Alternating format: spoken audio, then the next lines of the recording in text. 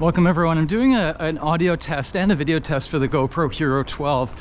For audio, I have the Windslayer wrapped around my GoPro, and I'm wearing a normal GoPro head mount, and I'm running a pretty relaxed pace, and we're just going to see how the ambient sound of my voice and the surroundings are reflected in the Windslayer, sort of reducing any wind noise.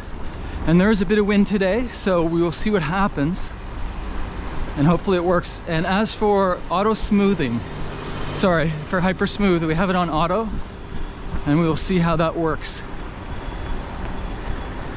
I'm going to be doing some exaggerated running movements to see how smooth it is, hopefully really well. We had a cruise ship in today. Man, that thing's massive. Actually, 2 cruise ships. So I'm just rambling here just to get audio tests, and hopefully we have a good bass sound with this this Windslayer setup. By the way, you can get them for a couple bucks on Amazon, and I don't know a brand name because there's a whole bunch of different options, and we will see how it works.